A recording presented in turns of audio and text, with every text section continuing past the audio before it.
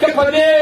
افغان پښتون ملت کې یو ملا پیدا شي چې هغه یو 15 کسه سره یو کولی شي چې هغه د وطن پر مسایلو و عوامو ته سر وخلاصوي هغه که په تا کې یو تجار پیدا شي چې هغه د پښتون افغان ملت خبره کوي چې هغه غواړي وطنوالو ته د روزګار ذریعه برابره کړي که په تاسو کې یو سرکاري ملازم پیدا شو چې هغه ستا د وطن خبره کوي چې هغه ستا د وطن هغه خوړل شوي حقوق خبره کوي که په تا کې یو خان یو ملک پیدا شي چې هغه د خلکو په مابینځ کې روغ او جوړه کوي چې هغه د وطن خبره کوي دا ظالم جابر به یا د ټارګټ کلینګ په نامه یا په بله دهشتګردي کې یا د بمبلاش په نامه یا به په 2 نمبر جیلې پایارو کې د هغه خوله چپوي یا به هغه په شهادت رسوي هویا کالو سره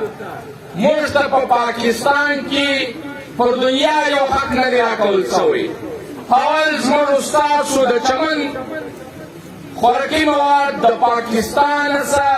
موږ ته په پرمټ را روان دي ستا غوښې تا ته په پرمټ را روانې دي تا ته بره او دال او بل څه په پرمټ را روان دي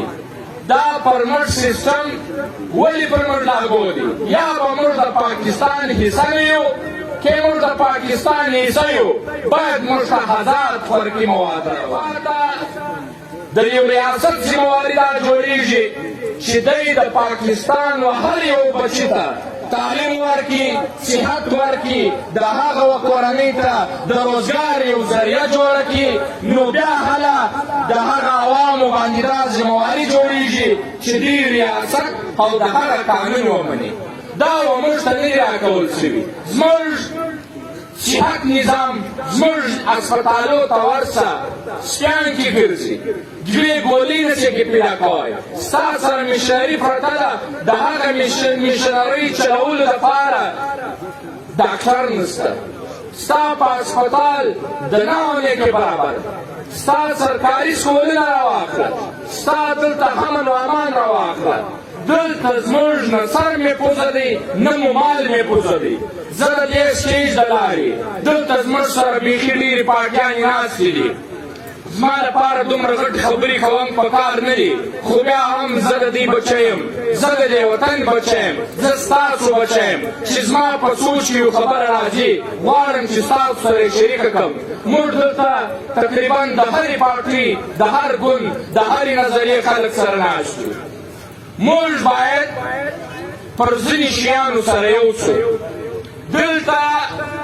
ستا قامي ملي وکیلان پاته نه شو پر هغه باندې موږ پښتون ملت باید یو سوی وای باید هغه مسله موږ د اقوامو متحده پرې رسولې وای چې دا دهشتګرد څوک و لکه مې خوا راغلې او ولې په ما کې پټاو شو دا ولې ګولۍ نه پسې کړې دا هغه رقم ستا پر بچانو باندې د سکول پر بچانو په سکول کې بم پټاو شو پکار دی موږ یو څه یولی زه دا درته وایم چې هر څومره ګوندونه ناست دي که په دې او دې ټولو مشرانو ته وایم چې موږ ولې پر دې شیانو خاموشه سو زموږ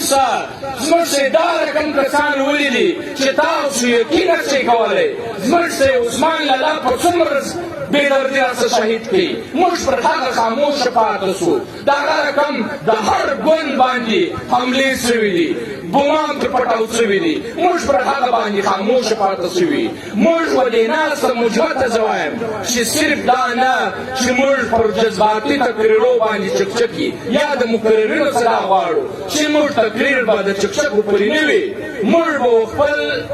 ملت ته دا سر ورخلاصو په خپل حقوقو تاسو پوه سئ ستاسو حق څه دی د پاکستان په آئین او قانون کې ول مورد دلته